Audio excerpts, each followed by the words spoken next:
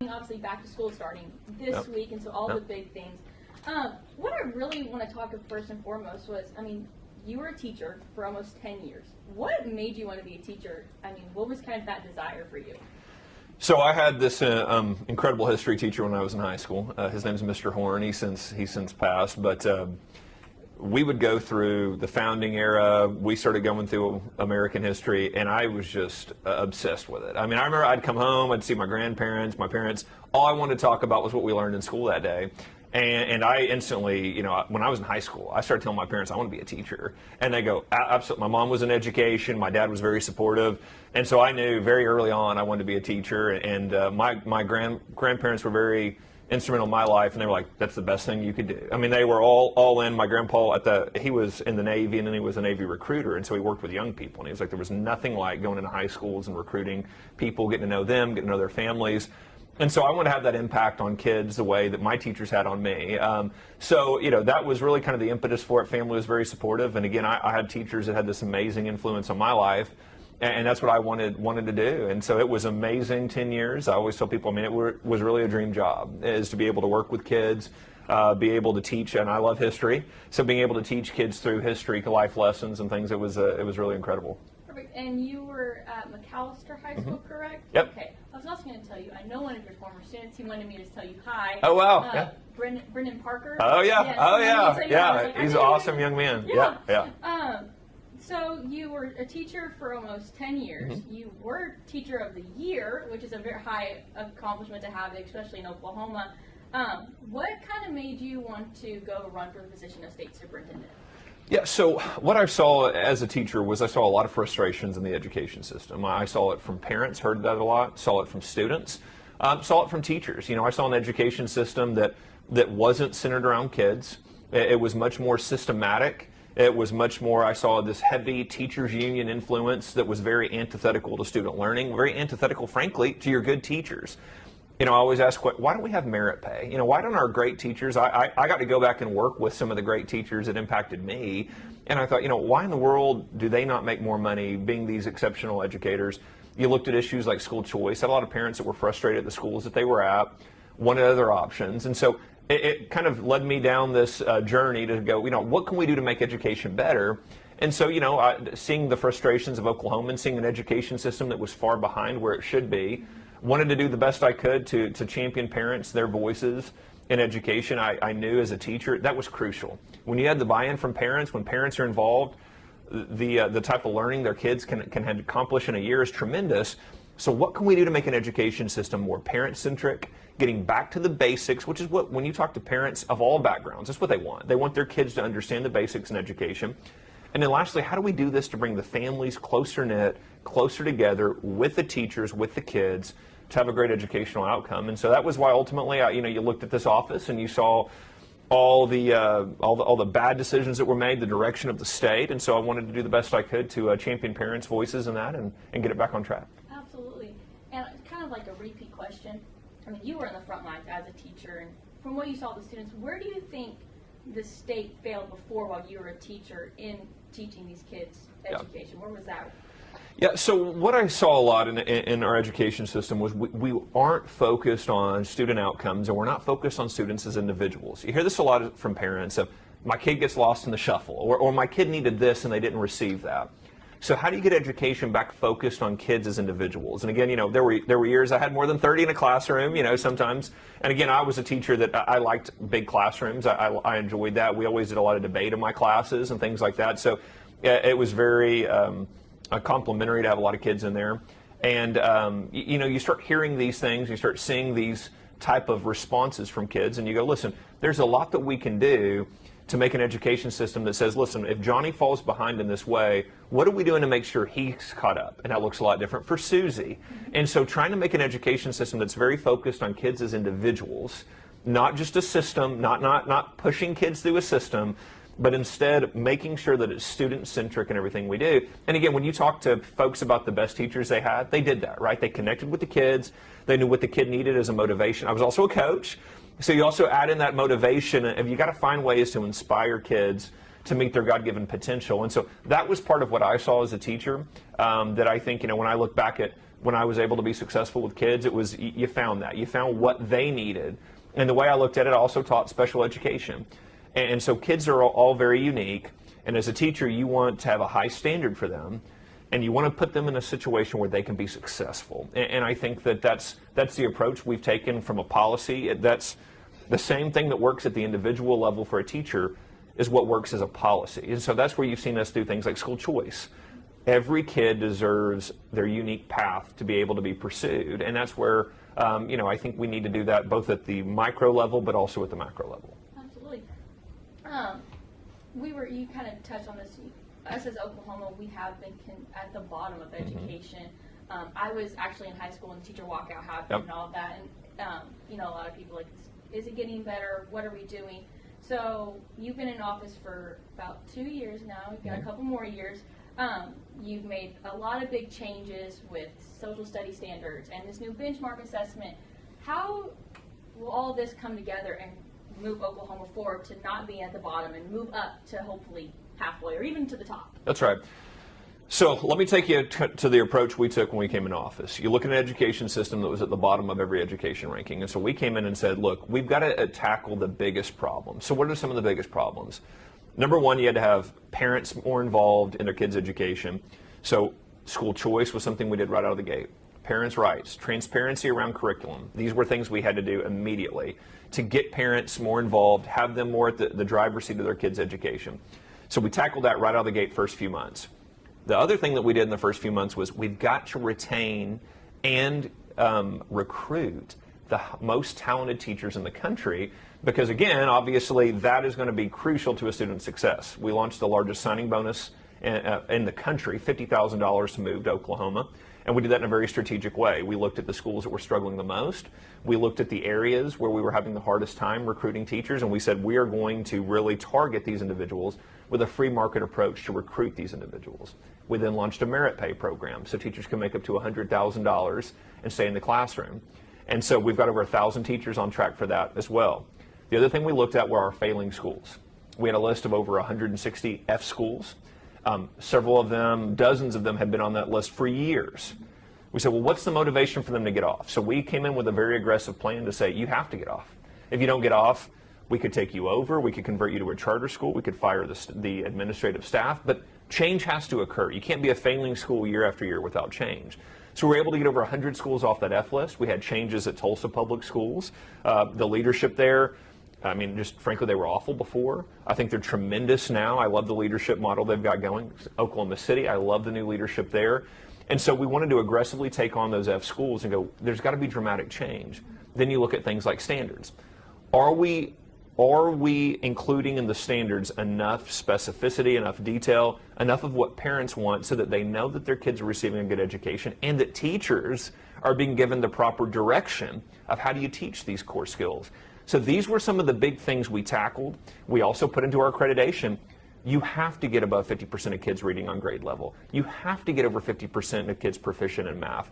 That is now part of their accreditation system. That went into effect last year. And so we had to bring these changes into place to keep the motivations towards outcomes, dramatic change in the way we recruit, the way we train teachers, what we're teaching in the classroom, launch the biggest tutoring program in state history to say the kids that are behind, we have to take a very targeted approach to get them caught back up. So these were some of the measures that we put into place that you started seeing last year. We started seeing tremendous progress from Tulsa. Tulsa was giving us their benchmark data every 2 weeks. So that was part of what we were telling people is we are seeing real change in real time in Tulsa. And then frankly, a great, I think, anecdote to the success model that they put into place, they came to us and said, look, we've got about 6 sites we're concerned about. So we're going to make dramatic changes to these middle of the year to try to turn this ship around, which is why when you hear us talk about completely changing our testing model, we want schools to be able to change in real time. When kids have fallen behind, when a certain site or a certain teacher is struggling, we want to make those changes throughout the year, not wait till the summer and go, oh, well, actually, these kids underperformed or this school underperformed. No, let's figure that out. Let's figure that out in November. Let's figure that out much earlier so we can make those changes, because what you see as a teacher is when kids get off track, if you don't correct that quickly, it begins to be a tougher and tougher problem to fix. And so we wanted to make that more of a real-time adjustment. Absolutely. And I know like a big issue has been, lack of, with the teacher shortage that we've had and the lack of resources and this tutoring program that you have and the changes. What has been the feedback from districts when it comes to these changes? Like, do they not have enough resources? What does that kind of work between you and the districts have to move forward, basically? So look, and I'm going to give you kind of the, every districts are different. Mm-hmm. So look, we've got a lot of really supportive districts out there that are that they get it, they get the direction. And then listen, we have some that haven't been. And that's where you've seen me hold individuals accountable, call out certain districts that aren't putting forth the effort that's needed for these kids. And when we looked at this, listen, we've got a record investment in education. I'm going to tell you right now, the problem in education isn't the amount of funds going into education. There's plenty of money there. The problem has been how we're spending the money that is being dedicated to our kids. That's where we've cracked down on administrative cost. I don't want more administrative bloat. President Trump has dramatically cut down the federal requirements in education. We have cut down the state requirements in education. So you should need less administrative staff. And that ultimately is very important, because the less money going into administration is more money that can go to the classroom, to teacher pay, to those resources and supports. So that's been our push is, again, there's plenty of money in education, but we got to make sure it's going to the right places and it's being prioritized correctly. And that's where, you saw me call out a lot of school districts on, guys, why aren't we putting more money in food programs? So you'll have a dramatic increase in administrative staff. And then I've got parents telling me that their kids, they're being charged hundreds of dollars for their kids' lunches when taxpayer dollars have already been allocated for that.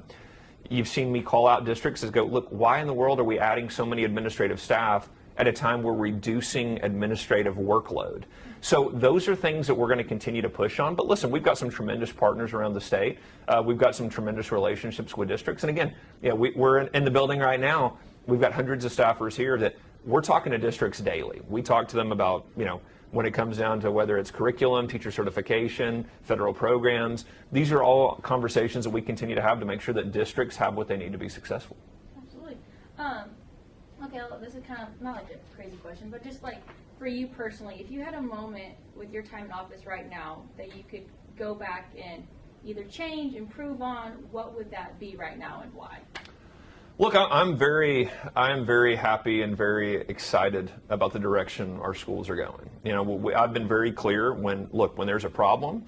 Look, I'm very much a straight shooter, and I'm very, very open. I'm very direct. I want the people of Oklahoma to know this is what we're doing and this is why.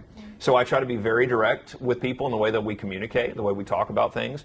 And I'm very excited that the progress has been made. I met with colleagues across the country from Florida, from Tennessee, from Ohio, right out of the gate. And one of the things that they told me, Arizona, when they started seeing dramatic improvement, they talked about your big districts. They go, listen, there's so much momentum that happens if you turn around the larger districts. It really does kind of create this momentous shift. And remember, we're talking about tens of thousands of kids in these districts, which is why, again, I spent so much time with Tulsa Public Schools.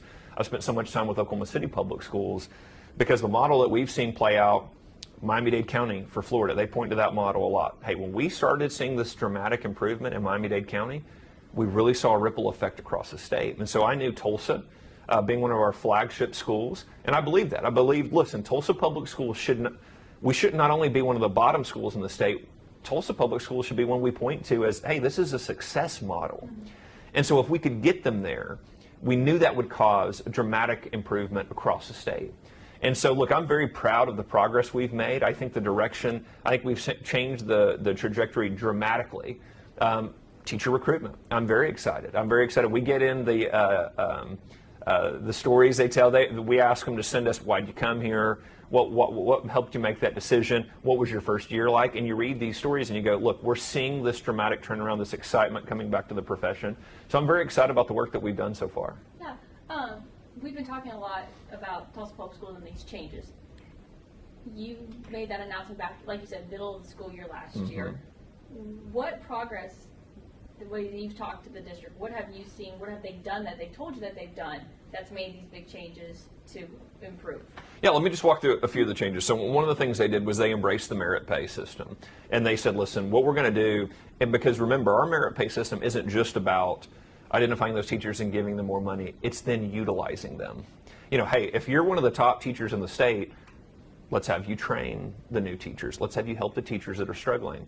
So Tulsa in the middle of the year last year said those sites that were struggling, we're going to take the best reading teachers in the district. We're going to move them into those classrooms and have them work with those teachers middle of the year and say, listen, some things aren't clicking the way that they should. Let's bring in the most talented teachers in the district. Let's get them over here and really let them kind of work their magic and help not only the kids, but also those teachers. I thought that was tremendous. Dr. Johnson's done a great job of aligning their benchmark assessments to more aligned to the state standards. I think that's tremendous. So that way they have a much better understanding of when we're assessing something in the classroom, we know that the kids are getting it. And ultimately, why do you test? You test to make sure that the kids are learning what they're supposed to be learning. And so if those assessments don't line up, you got teachers that are teaching to something that might not completely align to the standards. So they did that. They also launched this massive training over the summer to make sure that the teachers had the best professional development for this upcoming school year. And the other thing was they expanded their tutoring programs. We had a lot of work on that because the COVID funds have gone away.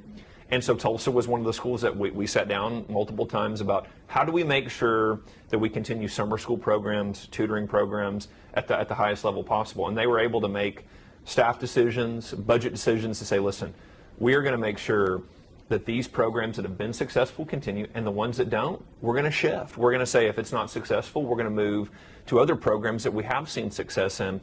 And so I give a lot of credit to Dr. Johnson and her staff for taking a hard look at those things, allocating funds to what brings the most ROI for kids, for teachers. And so, I think those are some of the things they did in the middle of a year that have already paid off. Let's see. I already asked that question, so bam. One less one I gotta ask.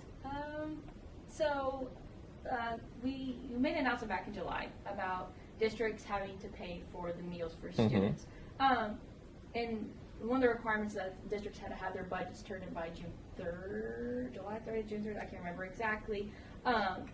And have districts sent you those budgets of how they're going to pay for these students' meals? Have some agreed to it, some not? What has that been like? Yeah. So here's some of the way this works is districts pass their budgets. Mm-hmm. They then submit their budgets to us, and it starts the accreditation process. So the accreditation process, it's not like a 1 month, 1 week thing. It is a year-long process. So what happens is they submit these to us, and it begins to be a back and forth where we say, hey, these are changes you need to make. These are the requirements. So what we've been doing since the summer is working with those districts that haven't met that requirement to say, these are things you can do to meet it. These are ways to get there. And so it's been a collaborative effort to say, listen, if you're not there, here's things that we can do. So that is a process and so that's kind of how accreditation works. Schools submit things to us. If they're not there, we don't turn around and go, you didn't get accredited or you missed it. What we say is, okay, but you can do A, B, and C to get there. So let's find ways to do that. So it's been a collaborative effort to say, if you're not there yet, here's multiple programs you can sign up for. Here's things in your budget that can be allocated here. We've talked a lot about carryover. We have districts that were carrying over funds, just funds in general, but we had districts that were carrying over funds in child nutrition. And we're going, well, guys, use that money now to pay for the kids' meals. That's money that was allocated for that. So those are some of the processes we've been going through with districts to make sure that they have all the decisions there in front of them to say, listen, there are ways to do this. It's not overly complicated, but you've got to prioritize kids in your budget, and so we've been working with districts to do that. Have there been, I've seen districts and there's been pushback saying, we don't even have that money. Have you seen a change in budget where they're taking money from like learning resources to put in these meals or anything like that where it might not benefit them in the classroom but for their lunches, anything like that? No, what we've seen is cuts in administrative costs. As a matter of fact, I just had 3. I've got to look at them this morning, but I had there were several board meetings this week of local districts that made announcements that now we're going to fund student lunches and here's how we did it. So we're actually looking at that this morning. But no, what we've seen are districts that have made decisions on, again, you know what, we don't need to increase administrative costs. You know what, we actually will use these carryover funds. So look, the money is there. They need to allocate them for the kids. And so what we've seen are a great partnership with districts to say, yes, we are going to make this commitment. We are going to do these things. And just to tell your audience, we've got over 100 districts that not only pay for lunch, but pay for breakfast. We have some districts that pay for an after-school snack. So we have a lot of districts that are going above and beyond to say, listen, absolutely, we want to make sure, because again, if a kid's sitting in a classroom and they're hungry, they're not going to be able to learn as well as they can, and that's very, very important. And the funds are there. Taxpayers have been taxed multiple times for this, both federally and locally. We've got to make sure that we're allocating money for the kids first. Administrative costs, that should be near the end of your budget priority list. Number one, you've got to make sure the kids are taken care of. You've got to make sure learning is at the highest level possible. You've got to make sure you're recruiting and retaining teachers and they have what they need to be successful. And so that's what we're going to make sure that the districts are budgeting based on those priorities. So you got some pretty big news with social studies standards. The Oklahoma State Supreme Court just announced a couple days ago that they decided with your decision. Let's talk about those standards, the decision. How are you moving forward with these districts? Yeah, look, we're moving forward. We've been moving forward from day one. These were frivolous lawsuits from the teachers union that were just ridiculous. Again, you've heard all the lies that have been peddled by the leftists on this issue. The reality is we have the best history standards in the country. We are going back to understanding American exceptionalism. We have added a tremendous amount of content to these standards. Look, the Bible and Christianity were taken out of our state standards. We've put them back in, not to push religion, but to make sure that kids understand American history. When you hear from Thomas Jefferson and the Declaration of Independence that we're endowed by our Creator with certain unalienable rights, what do they mean, our Creator? What was the first Great Awakening? How did that play into the Declaration of Independence? You look at things like a letter from a Birmingham jail. I think one of the most crucial documents came along much later in our history. But you have Martin Luther King Jr. talking about why he was standing up for civil rights, even though it caused him to be arrested. And he points to biblical examples for that. That's Martin Luther King Jr. How do you understand Martin Luther King Jr., the Reverend Martin Luther King Jr., who says his faith called him to do these things without mentioning his faith? That's absurd. So we've put all those things back in. We're very proud of that. We've added a lot about Native American history into the standards. We were very excited to work with the tribes on that. We've added a lot more about the Tulsa Race Massacre. We want our kids to understand, how did that happen? What were the details around those events? We are looking at history from the good, the bad, and the ugly. We do live in the greatest country in the history of the world. It is the most exceptional country we've ever seen. We also look at it with a look where we say, listen, that doesn't mean you don't talk about all of history. That doesn't mean that you don't talk about things like that. We want our kids to understand that and understand how those type of events happen. So we included a lot more about that as well, because again, our kids, we want them to have a well-rounded history. We want them to love this country, and we want them to understand the story of America. Absolutely. And with the announcement that Bibles were going to be in the classroom, big controversy, a lot of attention around it. Where is that standing right now with either the state funding? Are we going to have Bibles in the classroom? Yeah. What is that looking like right now? Yeah, we're going to have Bibles in the classroom. The Supreme Court has dragged their feet on this. We asked them just a few weeks ago, guys, school's starting. We've had Bibles donated, which we can obviously get out to the schools. But again, you've got a question in front of you, and we need a ruling on that. So we need the Supreme Court to rule on that. But listen, we're going to make this happen one way or the other. So Bibles will be in the classroom. And again, the left has created this controversy around it. This wasn't controversial just a few decades ago. It's the most read book in American history. It's the most cited book in American history. And when I say it's the most cited book, just to show you, just one book of the Bible, Deuteronomy, was cited more in the 17th and 18th century than any other book. I mean, this was heavily influenced in American history. And to have it removed and to not allow kids to have the context of the most read book in American history, it's absurd. It is academic malpractice. So we're going to have that back in the classroom. We're going to make sure that our kids understand American history. And of course, the Bible played a major role. So until we get that hearing, the standards right now, are teachers still pushed to discuss the Bible in classrooms? Is it wait until we get the hearing? What is that look like? No, it's in the standards. It's in the standards, and we've got a supporting document with the standards to show them how to cite the Bible verses in the standards, to add the context around that. And so again, when your kids are in a history class, they're going to be looking at the way the Bible was mentioned by people throughout American history. So it will be, in their words, what they cited, what they talked about, because again, this isn't us saying it, it's not me saying it, it's folks like Thomas Jefferson, Benjamin Franklin, George Washington, Martin Luther King Jr., Abraham Lincoln. These are the folks that cited them. I mean, in nearly every presidential address, you have Bible verses mentioned, you have references to God's providence.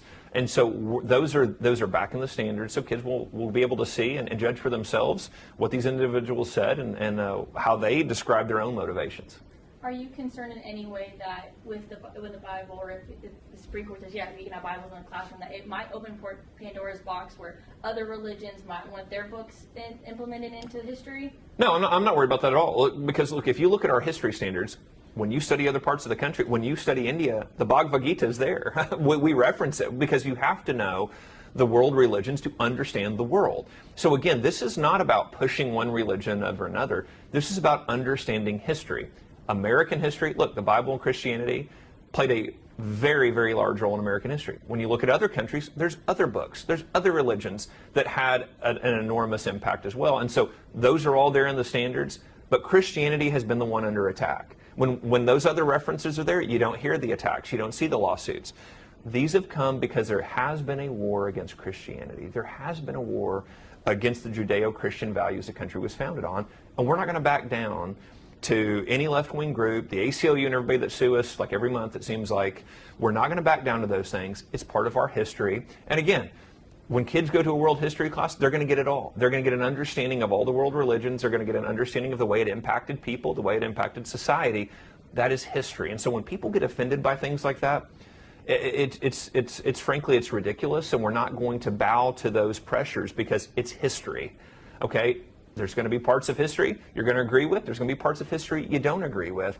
But that's why you study history. So you form your own decision. You become a critical thinker where you look at those. And again, ultimately, part of my passion as a history teacher was to walk kids through history, and then they form more of an understanding of themselves, of their lives, of the things they want to do, things they don't want to do. And so that's the way history should be taught. That's the way our standards have it set up, and that's what we're going to continue to fight for.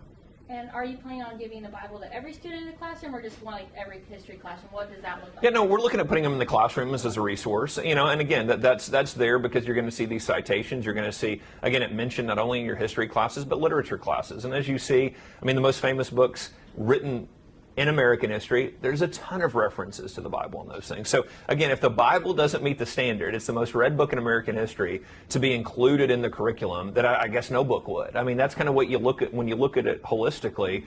It's got to be included. It's got to be part of that canon of academic understanding, and so we're going to make sure that it's there. Okay, let's see. Ryan, obviously, a lot of districts had a lot of pushback when you came out with this announcement. Sure. The first time we talked, the Bible one? The Bible okay, one, yeah, yes. A lot of pushback in districts like, we're not going to do that. It's not what we're having our standards for our districts out there. We're still staying with that. What do you have to say to them right now? Well, they're going to do it. So, they can say that, and that's where, you've got some folks that, again, have been very against any kind of change to our education system. They have fought for a left-wing agenda that we're just not going to tolerate. So listen, we have very clearly shown in every step of the way, this is about understanding history. So the lies about the religions being forced on kids, that's absolutely untrue. It's part of American history. You don't get to take out a part of American history because you don't like it, because you don't agree with it. No one's telling people they have to agree with any of it, but it is American history, and our kids deserve to know that. And again, he wasn't an American, but Winston Churchill is one of my favorite folks to study in history. He has a quote about the further back you can see is the further ahead you can look. And it's so true when you talk about history. You have to understand it first to be able to articulate your own thoughts, to be able to formulate kind of what you want as an individual. But even taken at a higher level, if we're going to continue to be the greatest country in the history of the world, our kids have to understand how we got here. What were those foundational principles? When were the times we lived up to those principles? And then also, when were the times we didn't? And that is how we continue to be the greatest country in the history of the world, starting with the understanding of American history, the understanding of American exceptionalism, and that's what we're going to continue to make sure is happening in Oklahoma classrooms. We've talked about this a little bit, everyone, the benchmark assessment Yep. announcement. What have you been seeing? This announcement just came out every 6 to 9 weeks instead of the big end of the year testing. More districts are kind of learning about this now. What has been the feedback so far? Oh, it's been tremendous. So when I first started in office, I'll give you a little bit of context. When I first started in office, this was something that I would do superintendent roundtables all over the state. This was probably the top topic by districts because they would talk about, listen, our parents don't like these, okay? They're end of the year, they're these high stress tests, the scores don't come back till over the summer, kids are already gone, number one. Number two, it's such a tremendous effort that goes into this. I mean, schools literally for 3 or 4 weeks shut down to move counselors, move administrators, move teachers to proctor all of these exams. And the schools are going, well, we already track a lot of this. We already track a lot of this information. So it's another mandate on top of that. So at the time we reached out to the Biden administration, said, hey, we want to do this very differently. They had no, the answer was no. The answer was this isn't going to proceed any further. And so when President Trump came into office, that was one of the first things we brought to their attention was when you're talking about returning power to the states, we think we have a better way to do this. And so we've heard all these anecdotes, we've had all these conversations. Let's start down this path of what this can look like. We put out a parent survey several weeks ago. We re-upped it, I think, last week. I think we sent it out again. We had thousands of responses in a few hours. We had over 81% of parents that said, yes, this has got to look very different. And so that really helped us show the Trump administration, listen, this isn't just a theory. We've got tremendous buy-in from parents. We have tremendous buy-in from districts. We can get the information of how kids are learning, but we don't need a government-run test to show those things. So we've had a lot of great feedback from, parents has been tremendous, teachers has been tremendous, and districts has been tremendous. And so what you're going to see as a parent, you're going to see more in real time how your kids are performing. You're not going to see this massive end-of-year giant test. You're going to see us throughout the year, see how your kids are learning. And again, we'll make adjustments accordingly if we need to put your kid in tutoring, if we need to take a step back and make sure that certain material is retaught to them. But again, you're not going to have to wait till the end of the year to see what type of progress your kids made. When the announcement came out, there were people like, we're ready to see how this is. There was some pushback, some state lawmakers saying that this has to be state approved and even federally approved. You said you had talked to the Trump administration about this. Yeah. Are they planning on getting rid of end of the year testing for all of the states, or is it kind of what was that conversation like with the Trump administration on this announcement? Yeah, so we don't need state approval. We don't, and we've been working with the feds on this. Again, we're meeting every requirement in the state, and we are meeting every requirement with the federal government. So the Trump administration said, absolutely, we've worked with them on this plan for months now. We're going to be able to move forward. This is kind of the final step of that, which is the formal announcement. But yes, no, we're able to move forward. The Trump team has been incredibly supportive of it. But their plan is to give power back to the states.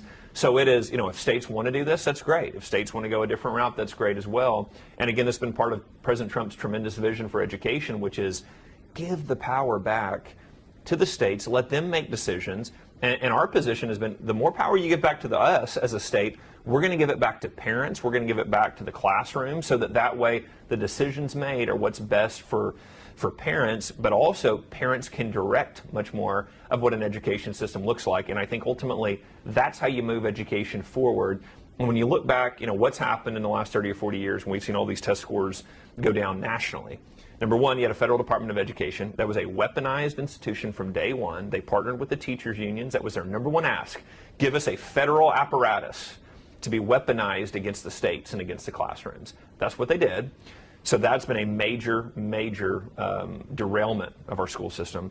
But number two is you've seen families are not as involved in the school system.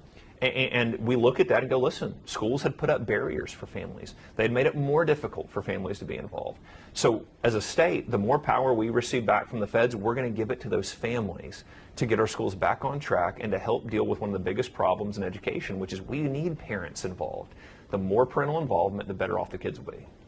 Well, with the Trump administration, the dismantle of the Department of Education, and funding cuts and all of that, are you at all concerned if we don't have, Title IX or Title I or Title II, all the titles for funding, that's going to impact Oklahoma and paying our teachers, getting the resources we need? Is there any concern of that? No, not at all. And the National Teachers Union have lied so much about this. The Trump administration has talked very clearly.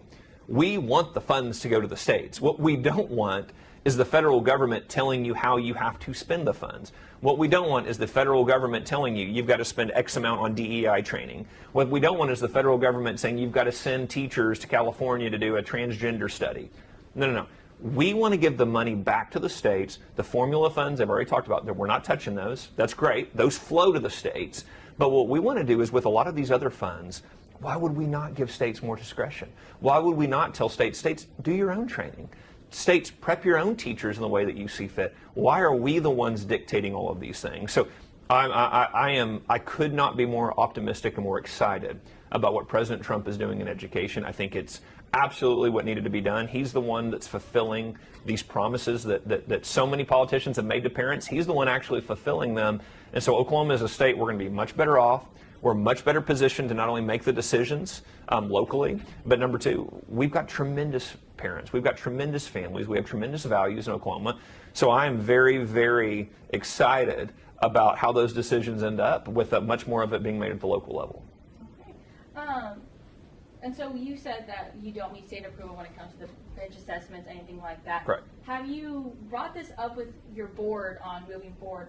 Was that already discussed? Did they know about this decision? What was that already like a unanimous agreement? What was that like? Yeah, no, I haven't talked to our board about it. Yeah, they don't have to agree to it either. So what we've done is we've moved forward with all the requirements needed. This is, I'm a statewide elected official, a constitutional office holder. That's in my power. We're absolutely going to do that. I answer to the parents of the state of Oklahoma. This is what they've demanded. We absolutely have every authority to do this, so we're going to do it. And I've said that from day one. I'm going to do all that was within my power to fulfill the promises I made to the voters of Oklahoma, to the parents of Oklahoma that demanded change. And I mean demanded change. So, when I went around the state and met, tens of thousands of Oklahomans, it wasn't we kind of like to see very minor changes, just play around don't do a whole, no. That was not what the voters sent me up here to do. They said we want dramatic change. We want to see an education system that looks very different. We want to see us going back to a time where we're focused on the basics, where we're recruiting the best and the brightest of the classroom, where parents and families are very involved. That's what we want. We want it shaken up. And so I've come in as a change agent to say, we're going to shake it up. We are going to shake up the biggest things that have gone wrong in education. We're going to get us back on the right track. And again, the things that I've talked about, your viewers at home, there's nothing here that isn't common sense. These are very much common sense approaches.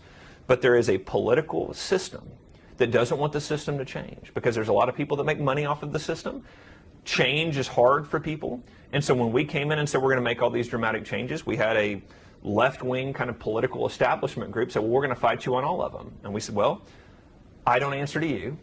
I answer to parents. There was much ado about us taking all of the pictures of the teachers' unions off the hallways and replacing them with pictures of parents and paintings from children. And I know that's kind of a superficial change we did, but I wanted my staff to know from day one, we don't answer to teachers' unions. We don't answer to administrator associations. We answer to the parents of the state of Oklahoma and the taxpayers. And when they make demands, that's what we will respond to. And this was one that we heard all over the state of Oklahoma, and so we're very excited to bring it to the schools. Okay, I'm here for it. So we talked about not having, you're doing it, it's my way, your next meeting is on August 28th. What big plans, changes do you have announcing? It's going to be kind of awkward with everything. How is that going? What's that looking like coming on your next board meeting? Yeah, I don't know that there's going to be anything big on the agenda. We'll have to kind of see kind of what plays out between now and then. But we're going to continue to do the things that we can do to make sure this is the best school year in Oklahoma history, and I believe it will be. I mean, everything that is going on, all the changes we've instituted, it's going to be tremendous. I know my kids start tomorrow, so they're very excited.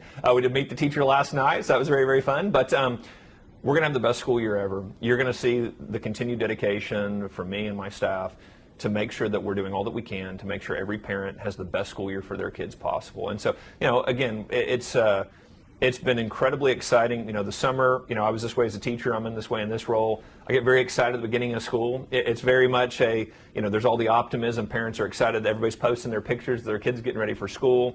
And you love to see that excitement, and we want to fulfill those promises to parents of, we want that excitement to continue throughout the year with your kids getting a great education. So you're going to continue to see the dedication from my staff. We're not going to be distracted by all the political nonsense that's going on. We're going to stay dedicated to making sure this is the best school year that Oklahoma kids have. Perfect. Okay, I have to ask this. Yeah. Have you spoken to any of your board members since the allegations came out? Has you talked to them? Has there been any progress with that?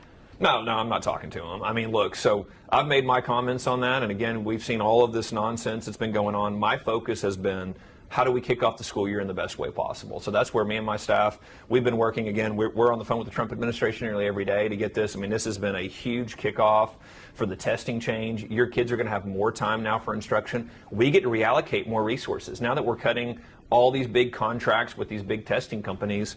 Now we get to go in and support the teachers more throughout the year. So we're getting all of that ready, all of our trainings for the teachers on the new standards, making sure tutoring continues. That was something that was very important to us over the summer.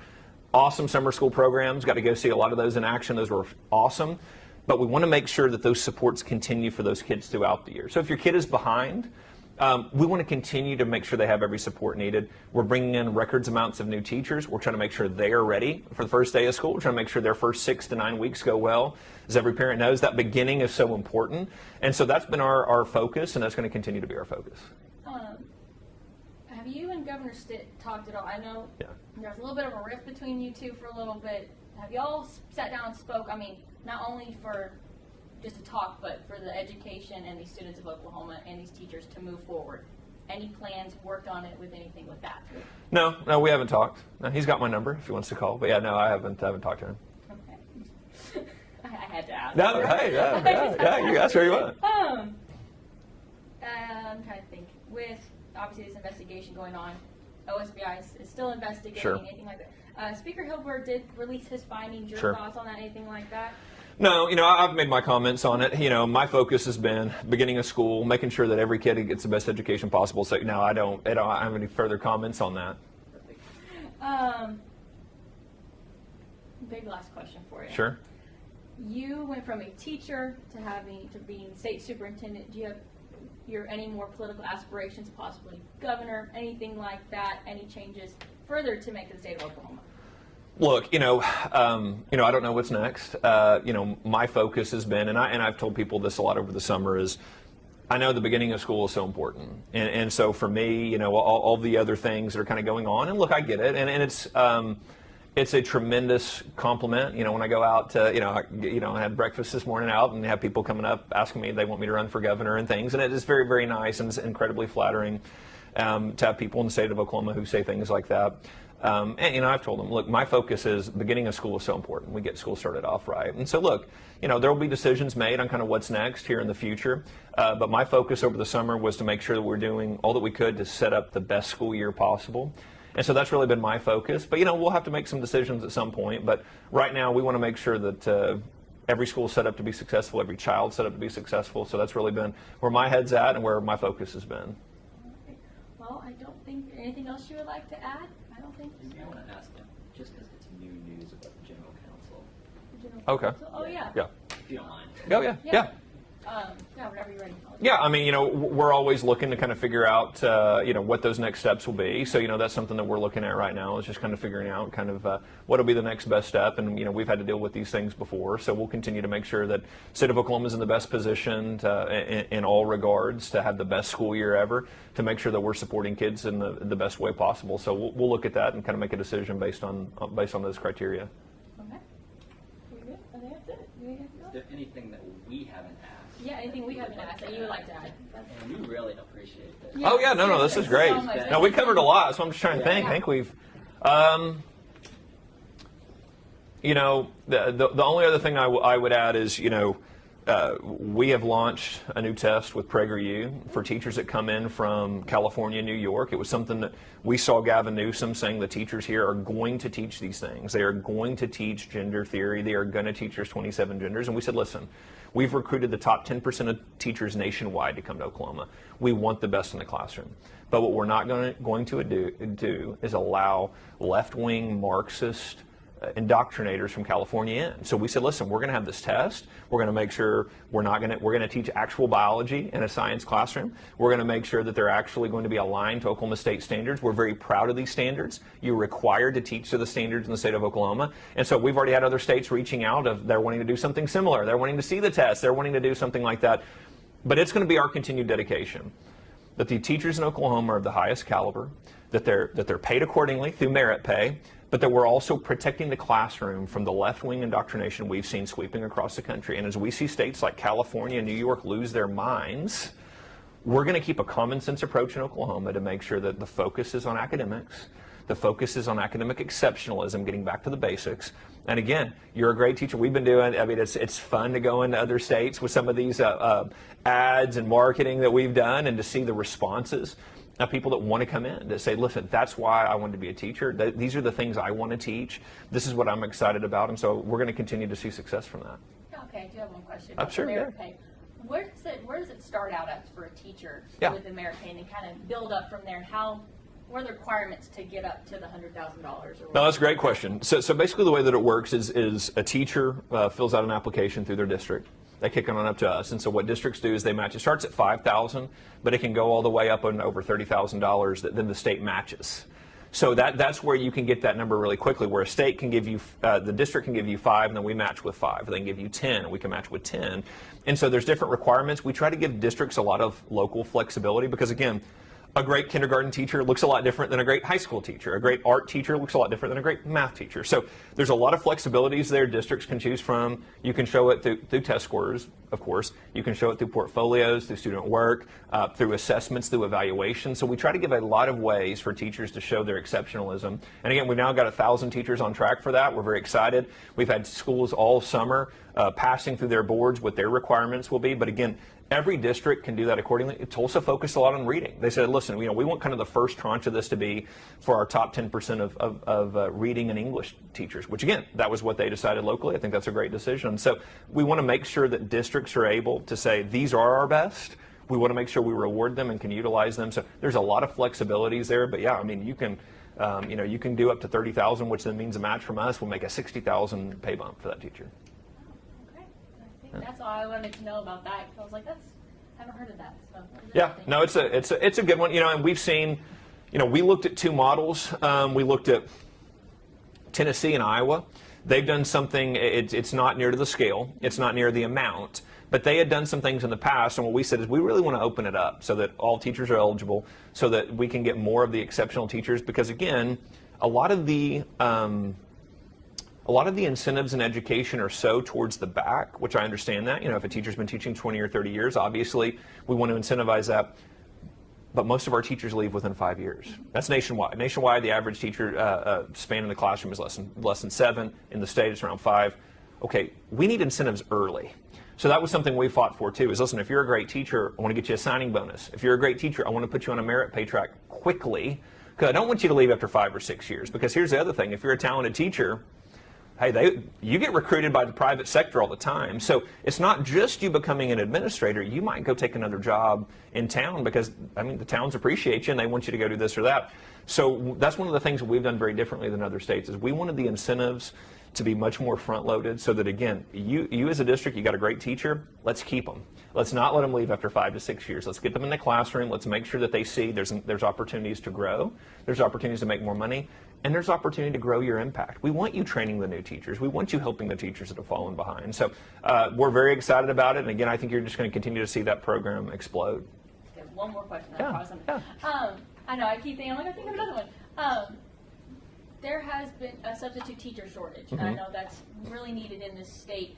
Are there any plans of looking into that, possibly getting those maybe signing bill or something like that? What does that look like? Great question. So something that we did with this early on, and we've continued to do, is we launched a portal statewide to say, listen, get folks from the community to sign up to sub and then keep their information. And so we did a big push with the local chambers and saying, hey guys, I know you can't sub every day, but could you dedicate a couple days a month? Because what ends up happening is, you hear this from districts a lot, well, we only have 15 subs, or our sub list is, well, let's build that out. And that doesn't mean that person can go sub every week, but what it does is it gives you a lot more opportunities, a lot more options, and it invites the community to go, hey, we want you to be involved. Hey, local bank, would you mind if so-and-so took off one Friday a month? Could they come in and be open to sub one Friday a month? That helps really ease that pressure on districts, because again, we want the communities to be more involved in education. We want our schools to be much more open to the community and the folks that are working in the towns and the communities. So